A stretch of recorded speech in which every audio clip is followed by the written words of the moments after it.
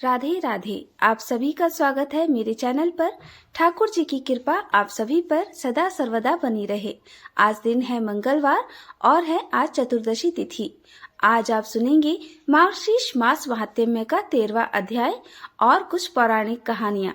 तो चलिए शुरुआत करते हैं बजरंग बली की कहानी से। तो प्रेम से बोलिए, पवन सुत हनुमान की जय, सियापति रामचंद्र की जय।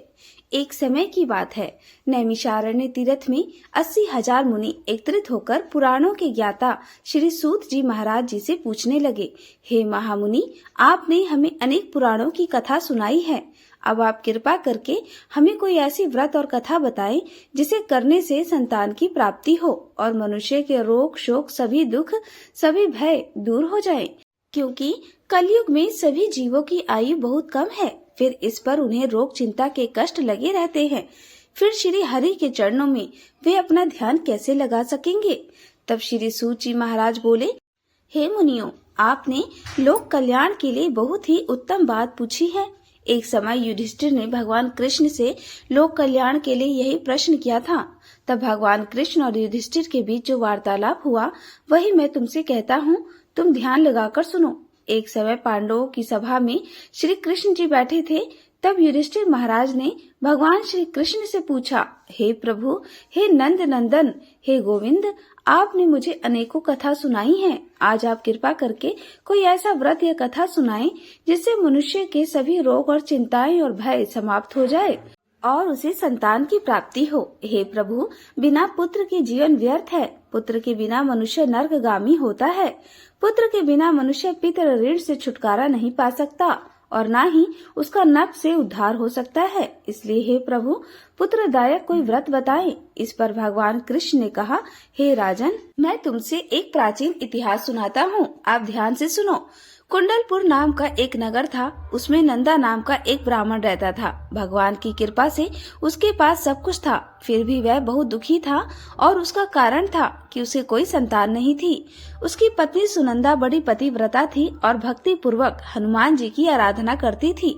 मंगलवार का व्रत करती, शुद्ध सात्विक भोजन बनाती और हनुमान जी को भोग लगाती।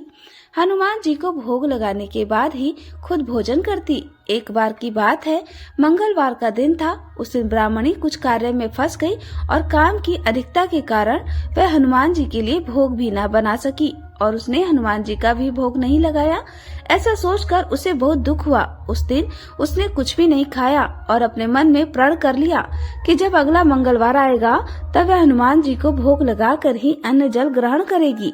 उसने अन्न जल का पूरी तरह से त्याग कर दिया। अब ब्राह्मणी प्रतिदिन भोजन बनाती, श्रद्धा से अपने पति को भोजन कराती, पर खुद भोजन नहीं करती और मन ही मन श्री हनुमान जी की आराधना करती रहती और उनसे क्षमा याचना मांगती। इसी तरह करते करते 6 दिन तो बीत गए। ब्राह्मणी सुनंदा अपने निश्चय के अनुसार भूखी प्यासी रही। अगला मंगलवार आने पर वह प्रातःकाल ही बेहोश होकर गिर पड़ी। ब्राह्मणी सुनंदा की इस भक्ति के प्रभाव से हनुमान जी बहुत प्रसन्न हुए और वहां पर प्रकट होकर बोले, सुनंदा उठो, मैं तुम्हारी भक्ति से बहुत प्रसन्न हूँ। तुम्हें जो चाहिए वह वरदान मुझसे मांग लो। सुनंदा अपने आराध्य देव हनुमान जी को अपने सामने देखकर आनंद की अधिकता में विह्वल हो गई और हनुमान जी के चरणों में गिरकर और बोली, हे प्रभु, मेरे कोई संतान नहीं है, कृपा करके मुझे संतान प्राप्ति का आशीर्वाद दे, आपकी बड़ी कृपा होगी। तब हनुमान जी ने कहा, ठीक है, जैसी तुम्हारी इच्छा है मैं उसे पूर्ण करूंगा। तुम्हें एक कन्या की प्राप्ति होगी, उसके अष्टांग प्रतिदिन सोना दिया करेंगे। इस तरह से कहकर हनुमान जी तो अंतर्ध्यान हो गए। ब्राह्मणी सुनंदा तो बहुत खुश हुई और उसने यह सब समाचार अपने पति से कहा। ब्राह्मण देव कन्या का वरदान सुनकर कुछ दुखी हुए, क्योंकि उन्हें तो पुत्र की इच्छा थी, पर सोना मिलने वाली बात सुनकर वे प्रसन्न हो गए। उन्होंने सोचा कि ऐसी कन्या के आने से मेरी निर्धनता भी समाप्त हो जाएगी। हनुमान जी की कृपा से ब्राह्मणी गर्भवती हुई और उसे एक बहुत सुंदर पुत्र की प्राप्ति हुई। वह बच्ची अपने पिता के घर में उसी तरह से बढ़ने लगी जैसे शुक्ल पक्ष का चंद्रमा बढ़ता है। 10वें दिन ब्राह्मण ने उस बालिका का नामकरण संस्कार किया। कुछ पुरोहित ने उसका नाम रत्नावली रखा, क्योंकि वह कन्या सोना प्रदान किया करती थी। इस कन्या ने पूर्व जन्म में ही बड़े विधान से मंगल देव का व्रत किया था। रत्नावली का अष्टनाग बहुत सा सोना देता था। उस सोने से नंदा ब्राह्मण बहुत ही धनवान हो गए। अब ब्राह्मणी भी बहुत अभिमान करने लगी। समय बीतता रहा। रत्नावली अब 10 साल की हो चुकी थी। एक दिन जब नंदा ब्राह्मण बड़े प्रसन्न मन रहे थे, तब सुनंदा ने अपने पति से कहा कि हमारी पुत्री रत्नावली अब विवाह के योग्य हो गई है, अतः आप कोई सुंदर और योग्य वर देखकर इसका विवाह कर दे। यह सुनकर ब्राह्मण ने कहा, अभी तो रत्नावली बहुत छोटी है।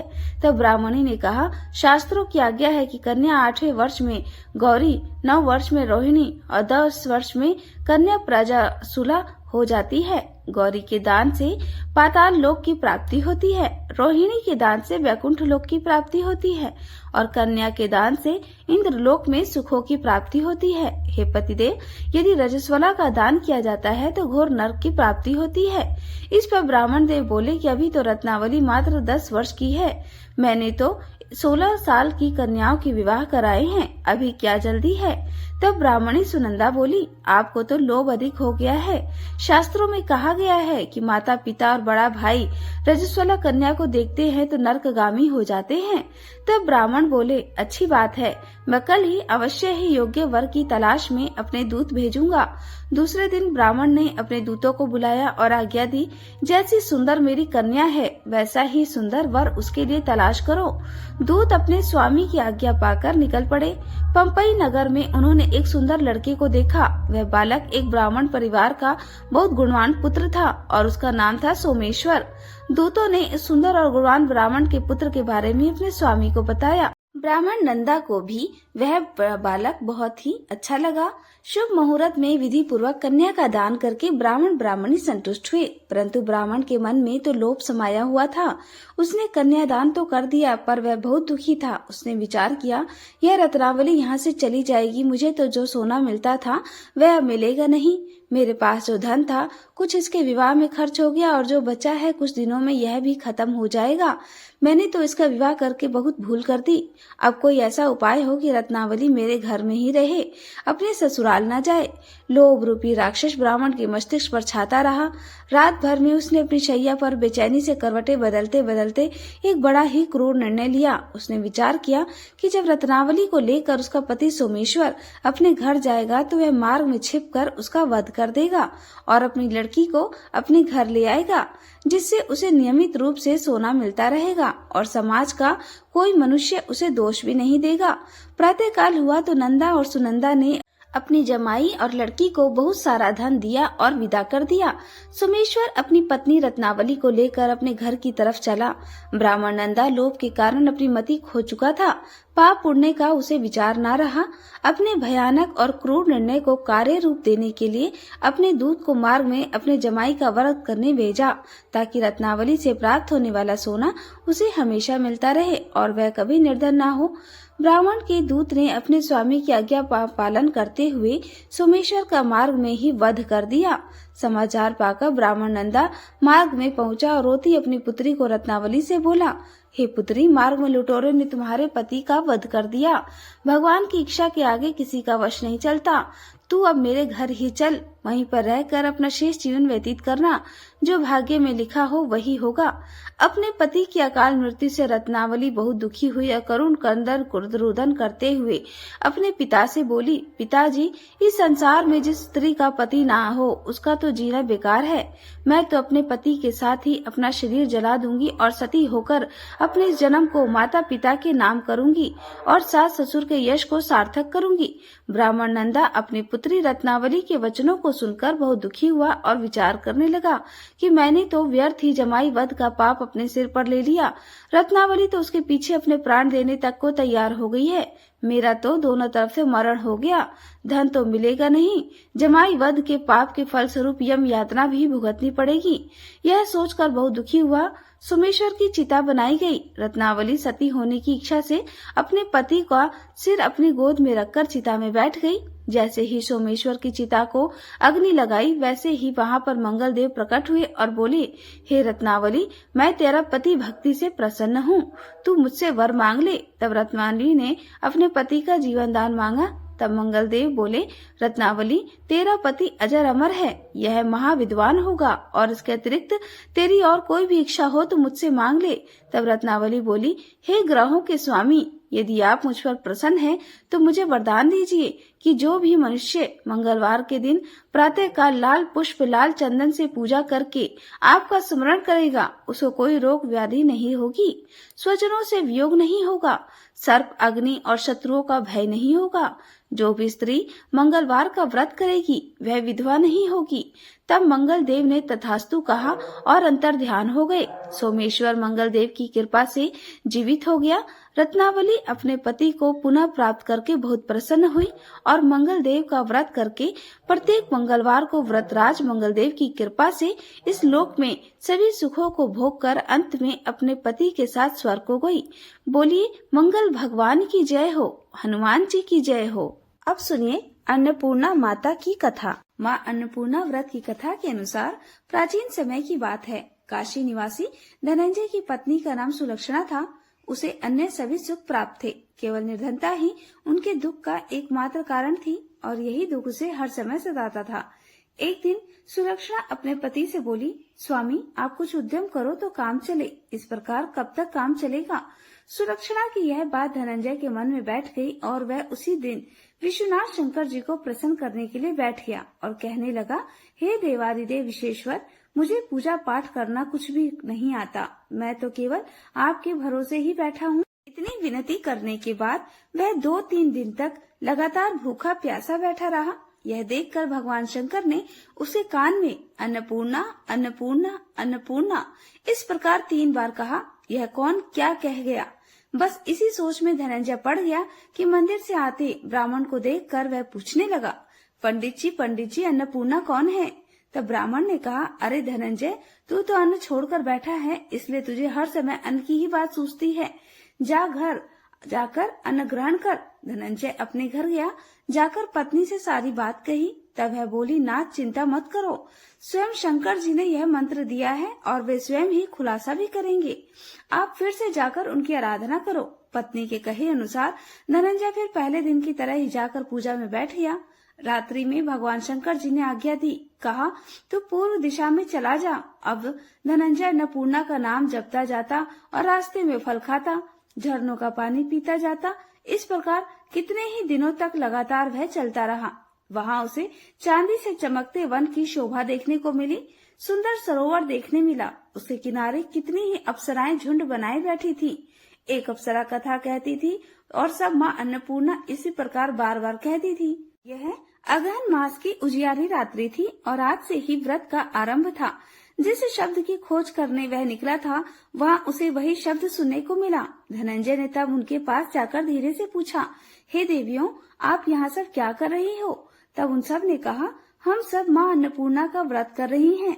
व्रत करने से क्या होता है और क्या यह व्रत किसी ने किया भी है, इसे कब किया जाए और कैसे किया जाए और इसकी कैसी विधि है, मुझसे भी कहो।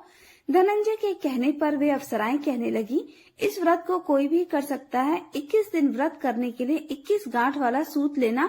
21 दिन यदि ना कर पाए तो 1 दिन का ही उपवास करें और यह भी ना करें तो केवल कथा सुनकर ही प्रसाद ले ले। निराहार रहकर कथा कहें। कथा सुनने वाला कोई न मिले तो पीपल के पत्तों को रखकर सुपारी या घृत कुमारी यानी गवार पाठ को वृक्ष के सामने रखकर दीपक को साक्षी बनाकर सूर्य, गाय, तुलसी या महादेव को बिना कथा सुनाए मुख में अन्न मत डालना। यदि भूल से कुछ पड़ जाए तो 1 दिवस फिर उपवास करें। व्रत के दिन क्रोध ना करें और झूठ ना बोले। अप्सराओं के द्वारा विधि बताने पर धनंजय बोला, फिर बताइए इस व्रत के करने से क्या होगा। तब वे कहने लगी, इसके करने से अंधे को नेत्र मिल जाता है, लूलों को हाथ मिल जाता है, निर्धन के घर धन के भंडार भर जाते हैं, बंजान को संतान मिलती है, मूर्ख को विद्या मिलती है और जो जिस कामना से व्रत को करता है माँ उसकी वह हर कामना पूर्ण करती है। धनंजय कहने लगा, बहनों, मेरे घर में भी धन नहीं है, विद्या नहीं है, कुछ भी तो नहीं है मेरे पास। मैं तो दुखिया ब्राह्मण हूँ, मुझे इस व्रत का सूत दोगी क्या। हाँ भाई, तेरा कल्याण हो, हम तुझे सूत देंगी, ले इस व्रत का मंगल सूत ले ले। तब धनंजय ने उन अप्सराओं से सूत लेकर व्रत को किया। व्रत पूरा हुआ तभी सरोवर में से 21 खंड की स्वर्ण सीढ़ी हीरा मोती जड़ी हुई प्रकट हुई। धनंजय जय अन्नपूर्णा कहता जाता था। इस प्रकार जाने कितनी ही सीढ़ियां वह उतरता गया। तब अंदर जाकर उसने क्या देखा कि करोड़ों सूर्य से प्रकाशमान माँ अन्नपूर्णा का मंदिर है। उसके सामने स्वर्ण सिंहासन पर माँ अन्नपूर्णा विराजमान है। सामने भिक्षा हेतु शंकर भगवान खड़े हैं। दिव्यांगनाएं चवर डुला रही हैं। कितने ही हथियार बांधे पहरा दे रही हैं। धनंजय दौड़कर माँ जगदम्बा के चरणों में गिर पड़ा। देवी उसके मन का दुख जान गई। धनंजय हाथ जोड़कर कहने लगा, माता आप तो अंतर्यामिनी हैं। आपको मैं अपनी दशा भला क्या बताऊं? आप तो सब कुछ जानती हैं। तब माता बोली, तुमने मेरा व्रत किया है, जा संसार तुम्हारा सत्कार करेगा। माता ने धनंजय की जीवा पर बीज मंत्र लिख दिया। अब तो उसके रोम रोम में विद्या प्रकट हो गई। इतने में क्या देखता है कि वह काशी विश्वनाथ के मंदिर में खड़ा है। माँ का वरदान लेकर धनंजय घर आया। अपनी पत्नी सुलक्षणा से सारी बात कही। माता जी की कृपा से उसके घर में धन संपत्ति उमड़ने लगी। छोटा सा घर बहुत बड़ा गिना जाने लगा। जैसे शहद के छत्ते में मक्खियां जमा हो जाती हैं, उसी प्रकार अनेक सगे संबंधी आकर उसकी पढ़ाई करने लगे। कहने लगे, इतना धन और इतना बड़ा घर, सुंदर संतान नहीं है तो फिर इस कमाई को कौन भोगेगा? सुलक्षणा से तो कोई संतान हुई नहीं, इसलिए तुम दूसरा विवाह कर लो। अनेक्षा होते हुए भी धनंजय को दूसरा विवाह करना पड़ा और सती सुलक्षणा को सौतन का दुख झेलना पड़ा। इस प्रकार धीरे धीरे दिन बीतते गए। फिर अगहन मास आया। नए बंधन से बंधे पति से सुलक्षणा ने कहलवाया कि इस व्रत के प्रभाव से ही हम सुखी हुए हैं। इस कारण यह व्रत छोड़ना नहीं चाहिए। यह माता जी का प्रताप है जो हम इतने संपन्न और सुखी हुए हैं। सुलक्षणा की बात सुनकर धनंजय उसके यहाँ आया और व्रत में बैठ गया। नई बहू को इस व्रत के बारे में कुछ भी पता नहीं था। वह तो धनंजय के पास घर लौटने की राह देख रही थी।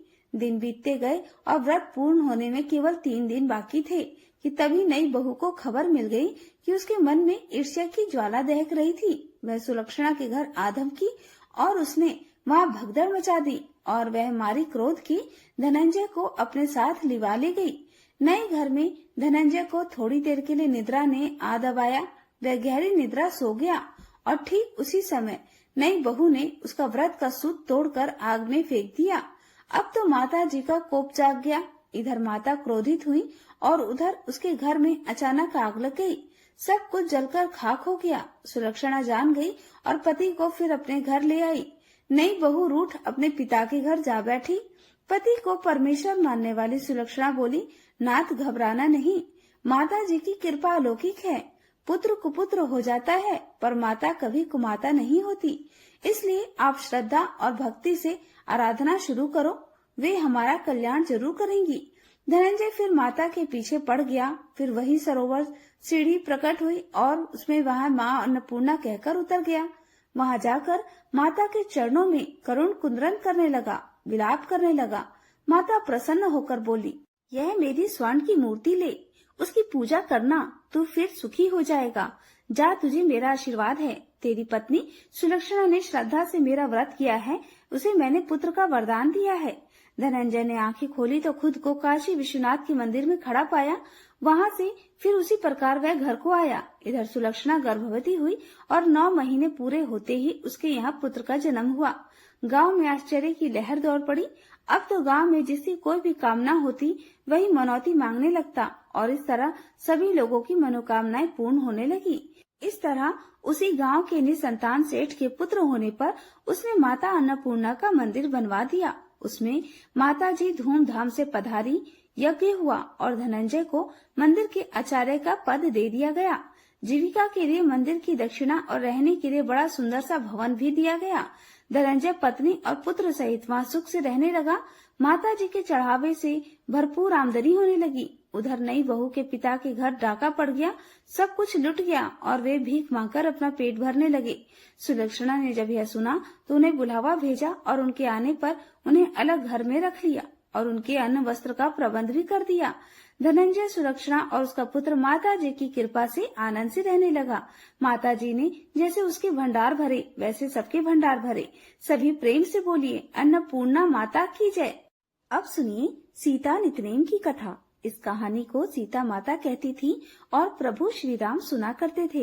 एक दिन श्री राम भगवान को किसी काम के लिए बाहर जाना पड़ा तो सीता माता कहने लगी, भगवान मेरा तो 12 वर्ष का नितनेम है, अब आप बाहर जाएंगे तो मैं अपनी कहानी किसे सुनाऊंगी। तब श्री राम ने कहा कि सीते आप कुएं की पाल पर जाकर बैठ जाना और वहाँ पर जो भी औरतें पानी भरने आएंगी उन्हें अपनी कहानी सुना दिया करना। सीता माता कुएं की पाल पर जाकर बैठ गई। तभी एक स्त्री आई, उसने रेशम जरी साड़ी पहन रखी थी और सोने का घड़ा ले रखा था। सीता माता उसे देखकर कहने लगी, बहन मेरा 12 वर्ष का नितनेम सुन लो। पर वह स्त्री बोली कि मैं तुम्हारा नितनेम सुनूंगी तो मुझे घर जाने में देर हो जाएगी और मेरी सास मुझसे झगड़ा करेगी, इसलिए उसने कहानी नहीं सुनी और अपने घर चली गई। लेकिन उसके घर जाते ही उसकी रेशम जरी साड़ी फट गई, सोने का घड़ा मिट्टी के घड़े में बदल गया। सासू ने देखा तो पूछा, अरे बहू ये किसका दोष अपने सिर पर लेकर आ गई है। बहू बोली, माँ जी कुएं पर एक औरत बैठी थी, उसने अपनी कहानी सुनने के लिए कहा लेकिन मैंने नहीं सुनी, शायद उसी का यह फल मुझे मिला है। बहू की बात सुनकर अगले दिन वही साड़ी और वही घड़ा लेकर सास कुएं की पाल पर गई। सास को वहीं पर सीता माता बैठी मिली तो माता सीता ने कहा, बहन मेरी कहानी सुन लीजिए। सासू बोली, एक बार छोड़, मैं 4 बार तेरी कहानी सुनूंगी। तब सीता माता बोली, राम आए लक्ष्मण आए देश के पुजारी आए, नित नेम का नेम लाए, आओ राम बैठो राम, तपी रसोई जीमो राम, माखन मिश्री खाओ राम, दूध बताशा पियो राम, सूत के पलका मोठो राम, शाल दुशाला पोठो राम, शाल दुशाला ओढ़ो राम, जब बोलूं राम ही राम, राम सवारे सबके काम, खाली घर भंडार भरेंगे, सबका बेड़ा पार करेंगे, श्री राम जय जय राम। सासू बोली, बहन कहानी तो बहुत अच्छी लगी। फिर कहानी सुनकर सासू घर चली गई और उसकी साड़ी फिर से रेशम जरी की बन गई और मिट्टी का घड़ा भी फिर वापस से सोने के घड़े में बदल गया। बहू ने देखा तो कहने लगी, सासू माँ आपने यह सब कैसे किया। सासू माँ बोली, बहू तू तो दोष लगाकर आई थी और मैं दोष उतार कर आ रही हूँ। बहू ने पूछा कि माँ जी वह कुएं वाली स्त्री कौन है। सासू ने बताया कि वह तो सीता माता थी, वह पुरानी से नया कर देती हैं, खाली घर भंडार भर देती हैं, वह लक्ष्मी जी का वास घर में कर देती हैं और मनुष्य की जो भी इच्छा हो उसे पूर्ण कर देती हैं। बहू बोली, माँ जी फिर तो मैं ऐसी कहानी मुझे भी सुना दो। सास बोली कि ठीक है तुम भी सुनो। फिर सास ने कहानी शुरू की, राम आए लक्ष्मण आए देश के पुजारी आए, नित नेम का नेम लाए, आओ राम बैठो राम, तपी रसोई जीमो राम, माखन मिश्री खाओ राम, दूध बताशा पियो राम, सूत के पलका मोठो राम, शाल दुशाला पोठो राम, शाल दुशाला ओढ़ो राम, जब बोलूं राम ही राम, राम सवारे सबके काम, खाली घर भंडार भरेंगे, सबका बेड़ा पार करेंगे, जय श्री राम जय राम। कहानी सुनकर बहू बोली, माँ जी कहानी तो बहुत अच्छी है। सासू ने कहा, ठीक है अब से हम इस कहानी को रोज किया करेंगे।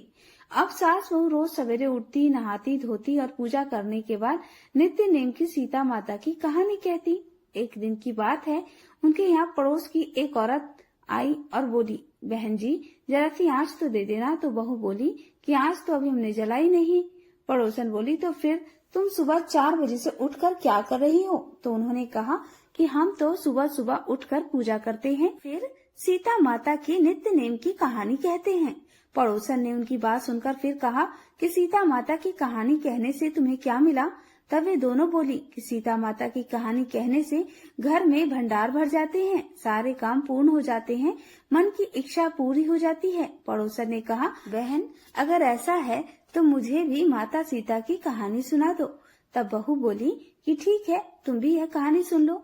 राम आए लक्ष्मण आए देश के पुजारी आए, नित नेम का नेम लाए, आओ राम बैठो राम, तपी रसोई जीमो राम, माखन मिश्री खाओ राम, दूध बताशा पियो राम, सूत के पलका मोठो राम, शाल दुशाला पोठो राम, शाल दुशाला ओढ़ो राम, जब बोलूं राम ही राम, राम सवारे सबके काम, खाली घर भंडार भरेंगे, सबका बेड़ा पार करेंगे, श्री राम जय राम। पड़ोसन ने इस कहानी को सुना तो कहने लगी, बहन कहानी तो बहुत अच्छी है। अब वह पड़ोसन भी नित नेम सीता माता की कहानी कहने लगी। कहानी कहने से सीता माता ने पड़ोसन के भी धन के भंडार भर दिए। देखते ही देखते अब तो पूरे मोहल्ले में नित्य की कथा चल पड़ी और हर किसी की मनोकामना पूर्ण होने लगी। हे सीता माता, जैसे आपने उन सभी के भंडार भरे, वैसे ही हमारे भी भरना। कहानी कहने वाले, सुनने वाले और हुंकार भरने वाले सबके भरना। सभी प्रेम से बोलिए सीता मैया की जय। अब सुनते हैं तुलसी माता और एक बुढ़िया की कहानी। कार्तिक मास में सभी औरतें तुलसी जी को जल से सींचने जाया करती थी। एक बूढ़ी माई भी थी जो कार्तिक मास में नियम से तुलसी जी को सींचा करती, और जब भी वह सींचने जाती तो तुलसी माता से हाथ जोड़कर कहती, हे तुलसी माता, सत्य की दाता, मैं तेरा बिरवा सींचती हूँ, मुझे बहू दे, पीले रंग की धोती दे, मीठा ग्रास दे, बैकुंठ में वास दे, अच्छी मौत दे, चंदन का काठ दे, अच्छा राज दे, खाने को दाल भात दे, और ग्रास के दिन श्री कृष्ण का कांधा दे। बूढ़ी माई की यह बातें सुनकर तुलसी माता सूखने लगी। तुलसी माता को यूं सूखते देखकर भगवान श्री कृष्ण ने पूछा, हे तुलसी, तुम दिन प्रतिदिन सूखती क्यों जा रही हो? तब तुलसी माता ने कहा, बस मेरे मन की मत पूछो प्रभु। भगवान कहने लगे, मैं नहीं पूछूंगा तो फिर कौन पूछेगा? अब तुलसी माता कहने लगी, हे प्रभु, एक बूढ़ी माई आती है और अपनी बात कहकर चली जाती है। मैं उनकी सारी बातें तो पूरी कर दूंगी, लेकिन कृष्ण का कंधा कहाँ से ले आऊंगी? तब भगवान बोले कि जब वह मरेगी तो अपने आप ही मैं कंधा देने आ जाऊंगा। तुम बूढ़ी माई से यह बात कह देना। इसके कुछ दिनों के बाद वह बूढ़ी माई मर गई। बूढ़ी माई के मरने पर सारा गांव इकट्ठा हो गया और उसका अंतिम संस्कार समय आने पर जब गांव के लोग उन्हें उठाने लगे तो वह बहुत भारी हो गई और किसी के भी उठाए ना उठी। तब सभी बोले, ये तो बहुत संस्कारी थी, बहुत पूजा पाठ करती थी और कोई पाप भी नहीं किया, फिर ये इतनी भारी कैसे हो गई? तभी बूढ़े ब्राह्मण के वेश में भगवान वहाँ आए और कहने लगे कि यह भीड़ कैसी है? तब गांव के लोग बताने लगे कि एक बूढ़ी माई रहती थी, वही मर गई है और यह इतनी पापिन थी कि उसकी अर्थी नहीं उठ रही। यह बहुत भारी हो गई है। वैसे तो अपने जीवन में इसने बहुत पूजा पाठ की। तब भगवान बोले कि मुझे इसके कान में कुछ कह लेने दो, फिर यह उठ जाएगी। ऐसा कहकर भगवान ब्राह्मण के वेश में बूढ़ी माई के पास गए और उसे कान में कहा कि माई, तू अपने मन की कर ले, पीताम्बर की धोती ले, मीठा मीठा ग्रास ले, बैकुंठ में वास ले, चटके की चाल ले, चंदन का काठ ले, झालर की झनकार ले, दाल भात का जीवन ले और कृष्ण का कांधा भी ले। भगवान की यह बात सुनकर बूढ़ी माई तो तुरंत हल्की हो गई और तब भगवान स्वयं उन्हें अपने कंधे पर लेकर गए। इस प्रकार बूढ़ी माई को मुक्ति मिल गई और वह बैकुंठ लोक चली गई। हे तुलसी माता, जैसे आपने उन बूढ़ी माई की मुक्ति की, वैसे ही हम सबकी करना। जैसे भगवान ने उन्हें कांधा दिया, वैसे हमें भी देना। सभी प्रेम से बोलिए तुलसी माता की जय, श्री कृष्ण भगवान की जय। अब सुनिए आज का महात्म्य। ऋषि नारायण ने देवर्षि नारद मुनि से कहा, हे मुनिवर, एक समय की बात है, भगवान श्री कृष्ण अपने मित्रों और बलराम जी के साथ भोजन करने के लिए श्री वन में गए। वहाँ उन्होंने भोजन के पश्चात अनेक प्रकार की बाल क्रीड़ाएं की और यह सभी क्रीड़ा समाप्त करके गोप बालकों के साथ उन्होंने गोधन को आगे बढ़ाया। वन में स्वादिष्ट जल पिया और फिर महाबली श्री कृष्ण उस स्थान से अपनी गायों के साथ मधुवन में प्रवेश किए। उस वन में एक बलवान और अत्यंत भयंकर दैत्य था, जिसकी आकृति बड़ी और विकराल थी। उसका रंग सफेद था। वह पर्वत आकार दैत्य बगुले के आकार में दिखाई दे रहा था। उसने देखा कि गायों का समुदाय है और ग्वाल वालों के साथ भगवान श्री कृष्ण और बलराम भी विद्यमान हैं। फिर जिस प्रकार अगस्त्य ने उस समुद्र को पी लिया था, उसी प्रकार उस दैत्य ने भगवान श्री हरि को अपना ग्रास बना लिया। जब सभी ग्वाल वालों ने यह देखा तो वे सब भय से कांप उठे, हाहाकार करने लगे। यह सब कुछ देखकर देवतागण भी भय से कांप गए और अपने अपने अस्त्र शस्त्र हाथ में लेकर दौड़ पड़े। देवराज इंद्र ने वज्र चलाया, लेकिन उसके प्रहार से बकासुर नहीं मर पाया, केवल उसकी एक आंख पाक चली गई। चंद्रदेव ने हिमपात किया, लेकिन उससे उस दानव को केवल सर्दी का ही अनुभव हुआ। सूर्य के पुत्र यमराज ने उस पर यम दंड चलाया और उससे वह कुंठित हो गया, हिलडुल नहीं सका। वायु ने वायव्य अस्त्र चलाया, उससे वह एक स्थान से उठकर दूसरे स्थान पर चला गया। वरुण ने शीलाओं की वर्षा की, उसके द्वारा उसे बहुत पीड़ा हुई। अग्निदेव ने आगन्य वस्त्र चढ़ाकर उसकी सभी पांख जला दी। कुबेर के अर्धचंद्र से उसके पैर कट गए। ईशान के शूल से वो असुर मूर्छित हो गया और यह देखकर ऋषि और मुनि भयभीत होकर भगवान श्री कृष्ण को आशीर्वाद देने लगे। और इसी बीच में श्री कृष्ण ब्रह्म तेज से प्रज्वलित हो गए। उन्होंने बाहर और भीतर से दैत्य के सभी अंगों में अग्नि उत्पन्न कर दी और फिर उन सब का वमन करते हुए उस दानव ने प्राण त्याग दिए। इस प्रकार बकासुर का वध करके बलवान श्री कृष्ण ग्वाल वालों और गायों के साथ अत्यंत मनोहर केली कदम कानन में पहुँचे। उस समय वहाँ वृष रूपधारी प्रलंब नामक असुर पहुँचा, जो कि अत्यंत बलवान, महान धूर्त और पर्वत के समान विशालकाय था। उसने दोनों सिंघों से श्री हरि को उठाकर घुमाना आरंभ किया और यह देखकर सभी ग्वाल बाल इधर उधर भागने और रोने लगे। लेकिन बलराम जी जोर जोर से हंसने लगे, क्योंकि वे जानते थे कि श्री कृष्ण यानी मेरा भाई साक्षात परमेश्वर है। उन्होंने बालकों को समझाया और कहा कि भय किस बात का, चिंता मत करो। और इधर मधुसूदन ने स्वयं उसके दोनों सिंग पकड़ लिए, उसे आकाश में घुमाकर भूतल पर फेंक दिया। दैत्य प्रलंबासुर धरातल पर गिरकर अपने प्राणों से हाथ धो बैठा और ये देखकर सभी ग्वाल बाल हंसने, नाचने और खुशी से झूमने लगे। प्रलंबासुर का वध करके श्री कृष्ण बलराम के साथ तुरंत गौचारण के कार्यों में जुट गए। वे गायों को चराते हुए भांडीर वन के पास जा पहुँचे और उस समय माधव को जाते हुए देखकर बलवान दैत्य राज के अपनी टाप से धरती को खोदते हुए शीघ्र ही उन्हें घेर लिया। उसने श्री हरि को मस्तक पर चढ़ाकर संतुष्ट होकर आकाश में 100 योजन तक उछाल कर घुमाया और अंत में पृथ्वी पर गिर पड़ा।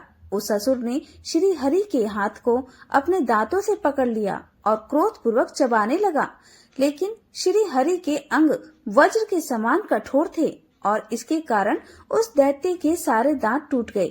श्री कृष्ण के तेज से दग्ध होकर उन्हें भूतल पर प्राणों का परित्याग कर दिया। यह देखकर स्वर्ग में दुदुम्बियां बजने लगी। देवतागण आकाश से पुष्प वर्षा करने लगे और इसी बीच में दिव्य रूपधारी अनेक पार्षद गण विमान पर बैठकर वहां आ पहुँचे। उन सब की 2 भुजाएं थीं। वे पीताम्बरधारी किरीट और कुंडल से अलंकृत थे, वनमाला से विभूषित थे।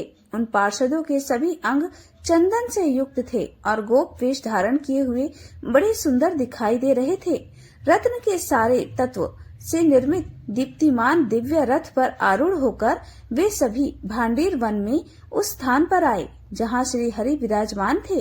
और उसी समय दिव्य वस्त्र पहने रत्नम अलंकारों से विभूषित 3 पुरुष आए। श्री हरि को उन्होंने प्रणाम किया और उनकी स्तुति करते हुए उसी विमान से उत्तम गोलोक की ओर चल पड़े। वे तीनों पहले के वैष्णव पुरुष थे, जो कि देह त्याग कर दानव योनि को प्राप्त हुए थे और वही इस समय श्री कृष्ण के हाथों मारे जाकर उनके पार्षद बन गए थे। ऋषि नारायण द्वारा यह कथा सुनाई जाने पर नारद मुनि के मन में एक जिज्ञासा प्रकट हुई। उन्होंने कहा, हे महाभा, वे दिव्य वैष्णव पुरुष कौन थे जो दैत्य रूप हो गए थे? इस बात को भी आप बताइए। तो ऋषि नारायण ने कहा, हे ब्राह्मण, ध्यान से सुनो, मैं इन सब का प्राचीन इतिहास बताता हूँ। मैंने पुष्कर तीर्थ में सूर्य ग्रहण के अवसर पर साक्षात महेश्वर के मुख से इस विषय को सुना था। श्री हरि के गुण कीर्तन के प्रसंग में भगवान शंकर ने यह कथा कही थी। गंधमादन पर्वत पर गंधर्व राज गंधर्व रह रहे थे। वे श्री हरि की सेवा में तत्पर रहने वाले महान तपस्वी और श्रेष्ठ संत थे। हे मुने, उनके 4 पुत्र हुए जो गंधर्व में श्रेष्ठ समझे जाते थे। वे सोते और जागते समय दिन रात श्री कृष्ण के चरण कमलों का ही चिंतन करते रहते। वे सभी दुर्वासा के शिष्य थे और श्री कृष्ण की आराधना में लगे रहते थे। प्रतिदिन कमल चढ़ाकर श्री हरि की पूजा करने के बाद ही जल पीते थे और उन 4 के नाम थे वसुदेव, सुहोत्र, सुदर्शन और सुपार्श्व। वे 4 ही श्रेष्ठ वैष्णव थे और पुष्कर में तपस्या करते थे। चिरकाल तक तपस्या करने के बाद उन्होंने मंत्र को सिद्ध कर लिया था। उन 4 में से श्रेष्ठ वसुदेव था। वो दुर्वासा से योग्य शिक्षा पाकर योगियों में श्रेष्ठ और सिद्ध बन गया था। उसने कभी विवाह नहीं किया।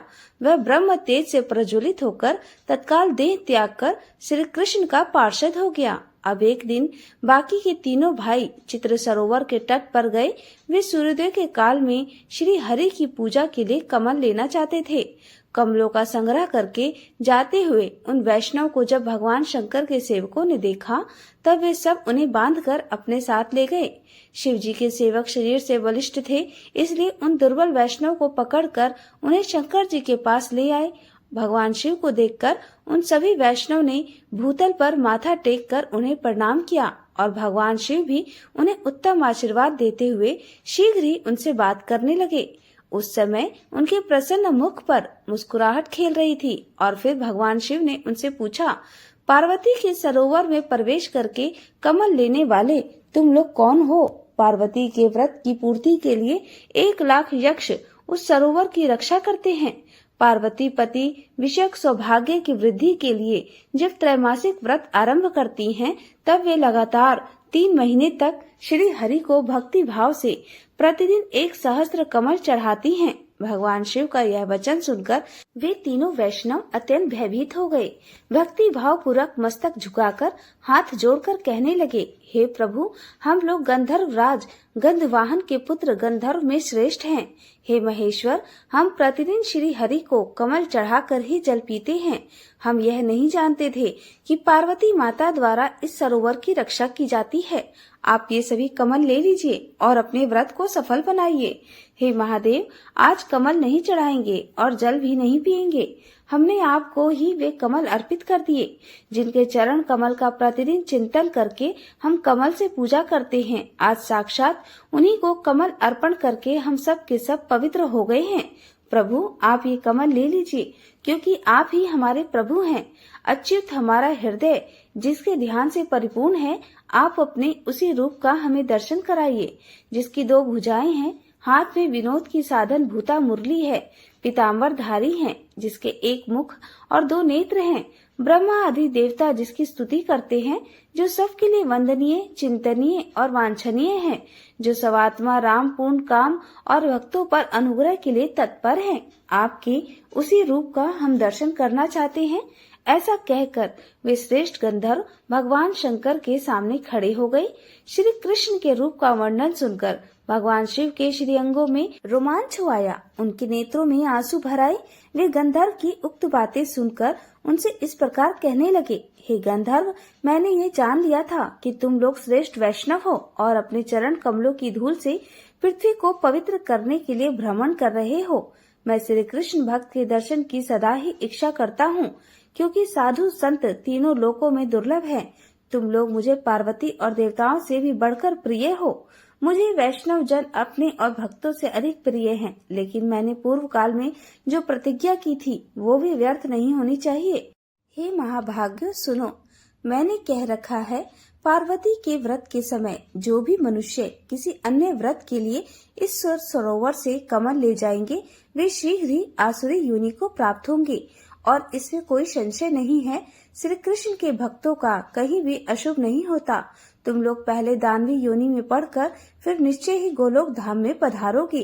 तुम्हारे मन में श्री कृष्ण का रूप का प्रत्यक्ष दर्शन करने की उत्कंठा है, इसलिए हे बालकों, तुम्हें भारतवर्ष के वृंदावन में उस रूप का अवश्य दर्शन प्राप्त होगा। तुम वैष्णव शिरोमणि बन जाओगे और दिव्य विमान पर आरूढ़ होकर हरिधाम को प्राप्त करोगे। इस प्रकार कहकर भगवान शिव ने उन्हें उस रूप के दर्शन करवाए और उसके दर्शन करके उन सभी वैष्णव के नेत्रों में आंसू भर आए। उन्होंने उसके बाद प्रणाम किया और फिर दानव योनि में चले गए। वासुदेव तो पहले ही मुक्त हो चुका था, इसलिए सुहोत्र बकासुर बना, सुदर्शन प्रलंबासुर बना और स्वयं सुपार्श्व केशी बना। भगवान शंकर के वरदान के कारण भगवान विष्णु के रूप के दर्शन करके उन्हीं के हाथों से मृत्यु को प्राप्त होकर वे तीनों ही उनके परम धाम में चले गए और इस प्रकार उन्हें परम भगवान श्री कृष्ण की विशेष कृपा प्राप्त हुई। तो यह थी आज की मार्गशीर्ष मास कथा। कहते हैं कि श्रद्धा और भक्ति के साथ की गई आराधना में बहुत शक्ति होती है। प्रभु की मूर्ति पाषाण की ही होती है, लेकिन भक्त के भाव से उसमें प्राण प्रतिष्ठा हो जाती है और स्वयं प्रभु उसमें विराजते हैं। तो आइए सुनते हैं एक बहुत ही सुंदर कथा। एक साधु महात्मा जी श्री रामायण जी की कथा सुनाते थे। वो कथा इतनी सुंदर सुनाते थे कि उनकी कथा सुनकर लोग आनंद विभोर हो जाते थे। साधु महात्मा का एक नियम था। प्रतिदिन जब भी वे कथा शुरू करते थे तो कथा प्रारंभ करने से पहले वह हनुमान जी को कथा सुनने के लिए आमंत्रित करते थे।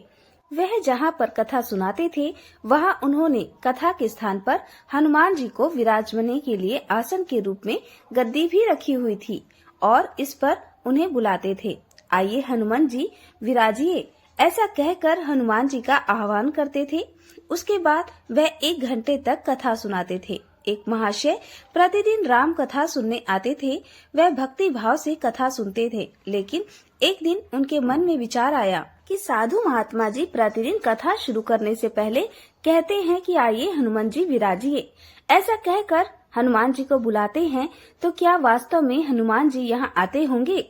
बस ऐसा विचार आते ही एक दिन उन्होंने साधु महात्मा जी से पूछ ही लिया कि हे महाराज, आप रामायण की कथा बहुत अच्छी सुनाते हैं, हमें बड़ा आनंद आता है, लेकिन आप जो गद्दी प्रतिदिन हनुमान जी को देते हैं उस पर क्या हनुमान जी वास्तव में विराजमान होते हैं? साधु महात्मा जी बोले कि हाँ, यह मेरी श्रद्धा है। हनुमान जी का वचन है कि जहाँ राम कथा सुनाई और सुनी जाती है वहाँ हनुमान जी अवश्य ही पधारते हैं। उस व्यक्ति ने कहा कि हे महाराज, हनुमान जी यहाँ पर आते हैं, इस पर हम कैसे विश्वास करें? आप इसका कोई ठोस प्रमाण दीजिए। आपको यह प्रमाणित करके दिखाना चाहिए कि हनुमान जी आपकी कथा सुनने के लिए प्रतिदिन आते हैं। महाराज ने उसे बहुत समझाया कि आस्था को किसी प्रमाण की कसौटी पर नहीं कसना चाहिए। यह तो भक्त और भगवान के बीच का प्रेम रस है, व्यक्तिगत श्रद्धा का विषय है। आप कहो तो मैं प्रवचन करना बंद कर दूं या फिर आप कथा में आना छोड़ दो, लेकिन हे प्रिय भक्तों, वह व्यक्ति माना ही नहीं और महाराज से कहता ही रहा कि आप कई दिनों से दावा करते आ रहे हैं। यह बात और स्थानों पर भी आप कहते होंगे, इसलिए हे महात्मन, आपको तो प्रमाणित करना ही होगा कि हनुमान जी कथा सुनने ही आते हैं। और इस तरह दोनों के बीच विवाद होता रहा और अंत में साधु महात्मा जी ने कहा कि हनुमान जी आते हैं या नहीं, इसका प्रमाण मैं कल आपको दूंगा। कल कथा प्रारंभ होने से पहले एक प्रयोग करेंगे।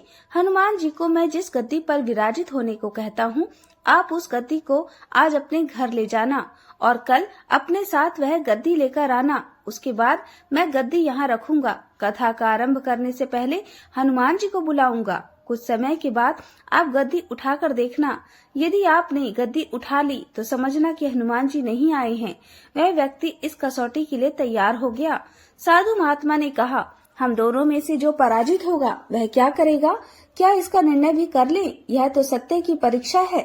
यह सुनकर उस व्यक्ति ने कहा कि मैं गद्दी नहीं उठा पाया तो आपसे दीक्षा ले लूंगा, लेकिन हे साधु महात्मा, अगर आप पराजित हो गए तो आप क्या करोगे? फिर साधु महात्मा जी ने कहा, मैं कथा वाचन छोड़कर आपका सेवक बन जाऊंगा। हे प्रिय भक्तों, अगले दिन कथा सुनने के लिए बहुत ज्यादा भीड़ इकट्ठी हो गई। सभी लोग भक्ति, प्रेम और विश्वास की परीक्षा देखने आ पहुँचे। साधु महात्मा और वह व्यक्ति कथा के स्थान पर आए। उस व्यक्ति ने गद्दी महाराज के हाथ में दी। प्रतिदिन हनुमान जी को विराजित होने के लिए जहाँ गद्दी रखते थे उसी स्थान पर वह रखी गई। महात्मा जी ने बड़े ही दुखी हृदय से मंगलाचारण किया और बोले, आइए हनुमान जी विराजिए। ऐसा बोलते ही साधु महाराज की आंखों में आ गए आंसू। मन ही मन महाराज बोले, हे प्रभु, आज मेरी नहीं आपकी ही परीक्षा है। मैं तो एक साधारण सा व्यक्ति हूँ। हे प्रभु, मेरी भक्ति और आस्था की लाज रखना। साधु महाराज ने प्रार्थना की और उस व्यक्ति को गद्दी उठाने के लिए निमंत्रण दिया। हे प्रिय भक्तों, सभी की आंखें गद्दी पर जम गई। साधु महाराज बोले कि हे महाशय, आप गद्दी उठाइए। उस व्यक्ति ने गद्दी उठाने के लिए हाथ बढ़ाया, लेकिन आश्चर्य की बात यह है कि वह गद्दी को स्पर्श भी नहीं कर पा रहा था। जो भी कारण रहा हो, उसने 3 बार हाथ बढ़ाया, लेकिन तीनों बार गद्दी को छू भी नहीं पाया। महाराज जी भी देख रहे थे कि गद्दी तो उठाना तो दूर की बात है, व्यक्ति गद्दी को छू भी नहीं पा रहा। तीनों बार प्रयास करने पर वह पसीने से तरबतर हो गया। वह व्यक्ति समझ गया कि यह साक्षात हनुमान जी का ही चमत्कार है और वह साधु महात्मा के चरणों में गिर पड़ा। और बोला, हे महाराज, गद्दी उठाना तो दूर, पता नहीं ऐसा क्या हो रहा है कि मेरा हाथ भी गद्दी तक नहीं पहुंच पा रहा है। मैं अपनी हार स्वीकार करता हूँ। जिस प्रकार उस व्यक्ति ने कहा था उसी अनुसार उसने साधु महाराज से दीक्षा ली और भगवान की सेवा में जुड़ गया। हे भक्तों, तभी तो कहा जाता है कि श्रद्धा और भक्ति के साथ की गई आराधना में बहुत शक्ति होती है। प्रभु की मूर्ति पत्थर की ही होती है, लेकिन भक्त के भाव से उसमें प्राण प्रतिष्ठा हो जाते हैं और स्वयं प्रभु उसमें विराजते हैं। अब सुनिए लपसी और तपसी की कहानी। क्योंकि बिना लपसी तपसी की कहानी के सुनी गई कथाओं का कोई भी पुण्य प्राप्त नहीं होता, इसलिए कार्तिक मास के हर दिन नियम से अंत में लपसी तपसी की कहानी भी सुनी जाती है। एक बार की बात है, एक लपसी था और एक तपसी था। तपसी तो भगवान की तपस्या करता था और लपसी सवा शेर की लापसी बनाकर उसका भोग लगाकर जीव लेता था। एक दिन वे दोनों आपस में झगड़ा करने लगे। तपसी बोला, मैं बड़ा हूँ। लपसी बोला, मैं बड़ा हूँ। इतने में देवर्षि नारद वहाँ आए और बोले, तुम दोनों क्यों झगड़ा कर रहे हो? लपसी ने बताया कि हे देवर्षि, मैं बड़ा हूँ। और तपसी ने कहा, मैं बड़ा हूँ। तपसी बोला, मैं सारा दिन भगवान की पूजा करता हूँ, इसलिए मैं बड़ा हूँ। यह सुनकर नारद जी ने कहा कि मैं तुम्हारा फैसला कल कर दूंगा। कार्तिक मास चल रहा था। दूसरे दिन लपसी और तपसी नहा कर आए तो नारद जी ने 1.25 करोड़ की अंगूठी उनके सामने फेंक दी। लपसी का ध्यान उस अंगूठी पर नहीं गया। तपसी तपस्या करने बैठा था तो उसे जमीन पर पड़ी हुई अंगूठी दिखाई पड़ी और उसने उसे अपने घुटने के नीचे छुपा लिया और तपस्या करने लगा। उधर लपसी लापसी बनाकर उसका भोग भगवान को लगाकर जीवने बैठ गया। इतने में ही देवर्षि नारद वहाँ प्रकट हुए। उन्हें देखकर दोनों ने प्रणाम किया और फिर दोनों एक साथ पूछा, बताइए देवर्षि, हम दोनों में से कौन बड़ा है? फिर तपसी ने एक बार फिर कहा कि मैं बड़ा हूँ। लपसी हाथ जोड़कर खड़ा रहा। तब देवर्षि ने कहा कि मैं अभी इस बात का निर्णय कर देता हूँ। देवर्षि ने तपसी को इशारा किया और कहा कि तुम जरा अपना घुटना तो उठाओ। तब तपसी के घुटने के नीचे 1.25 करोड़ की अंगूठी निकली, जिसे देखकर नारद जी बोले, यह अंगूठी तूने चुराई है, तुझे तेरी तपस्या का फल नहीं मिलेगा। तब तपसी बोला, हे नारद जी, मेरी तपस्या का दोष कैसे दूर होगा? नारद जी ने कहा, रोटी बनाकर बाटियां नहीं बनाया तो तुझे फल मिलेगा, ब्राह्मण जमाकर दक्षिणा नहीं दी तो तुझे फल मिलेगा, साड़ी देकर ब्लाउज नहीं दिया तो तुझे फल मिलेगा, और जो दिए से दिया जलाए उसका फल तुझे मिलेगा। सब व्रत त्योहारों की कहानी सुनने के बाद जो तेरी कहानी ना सुने उसका फल तुझे मिलेगा। तब से लपसी की तपसी कहानी सुनी और सुनाई जाती है। कहानी सुनने के बाद कहा जाता है, लपसी का फल लपसी ना होयो, तपसी का फल तपसी ना होयो, माँ की कहानी कथा का फल माने को हो। यह थी लपसी और तपसी की कहानी। अब सुनिए श्री कृष्ण चालीसा पाठ।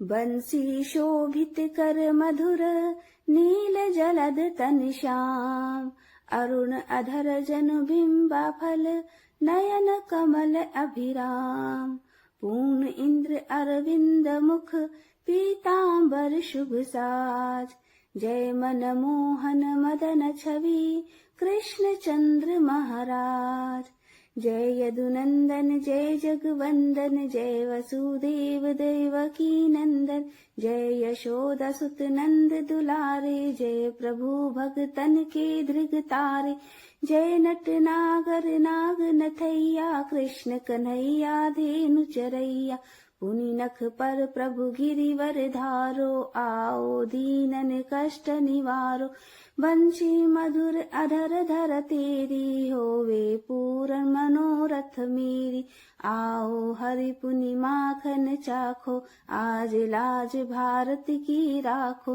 गोल कपोल चबुक अरुणा, मृदु मुस्कान मोहिनी डारे, रंजित राजीव नयन विशाला, मोर मुकुट वैजयंती माला, कुंडल श्रवण पीत पट आछे, कटि किंकड़ी काछनी काछे, नील जलज सुंदर तनु सोहे, छवि लखी सुर नर मुनि मन मोहे, मस्तक तिलक अलक घुंघराले, आओ कृष्ण बांसुरी वाले, करि पय पान पूत नहीं तार्यो, अका बका कागा सुर मार्यो, मधुवन जलत अगिन जब ज्वाला, जय शीतल लखत ही नंद लाला, सुरपति जब ब्रज चढ़यो रिसाई, मूसर धार वारी बरसाई, लगत लगत वर्ज चहन बहायो, गोवर्धन नखधारी बचायो।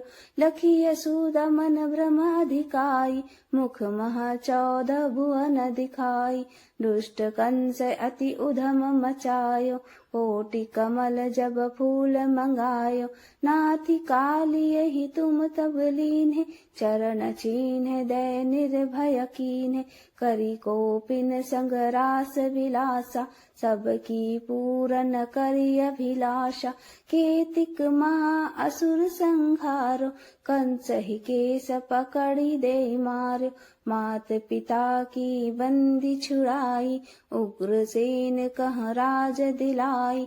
मही से मृतक छहो सुत लायो, मातु देवकी शोक मिटायो। भौमासुर मुर दैत्य संहारी, लाए 18 सहस कुमारी। दैभी मही तृण चीर सहारा, जरा सिंधु राक्षस कह मारा। असुर बकासुर आदिक मार्यो, भगतन के तब कष्ट निवार्यो। दीन सुदामा के दुख टार्यो, तंदुल 3 मूठ मुख डार्यो। प्रेम के साग विदुर घर मांगे, दुर्योधन के मेवा त्यागे। लखी प्रेम की महिमा भारी, ऐसे श्याम दीन हितकारी। भारत के पारथ रथ हाके, लिए चक्र कर नहीं बल थाके। निज गीता के ज्ञान सुनाए, भगतन हृदय सुधा बरसाए। मीरा थी ऐसी मत वाली, विष पी गई बजा कर ताली। राणा भेजा सांप पिटारी, शाली ग्राम बने बनवारी। निज माया तुम विधि दिखायो, उरते संशय सकल मिटायो। तब शत निंदा करी तत्काला, जीवन मुक्त भयो शिशुपाला। जब ही द्रौपदी टेर लगाई, दीननाथ लाज अब जाई। तुरत ही बसन बने नंद लाला, बढ़े चीर भयारी मुह काला।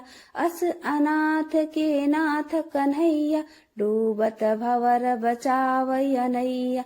सुंदर दास आस उरधारी, दया दृष्टि की जय बनवारी। नाथ सकल मम कुमति निवारो, क्षमहु बेगी अपराध हमारो। खोलो पट अब दर्शन दीजे, बोलो कृष्ण कन्हैया की जय। बोलो कृष्ण कन्हैया की जय, बोलो कृष्ण कन्हैया की जय। यह 40 कृष्ण का पाठ करे उधारी, अष्ट सिद्धि 9 निधि फल लहे पदारथ चारी।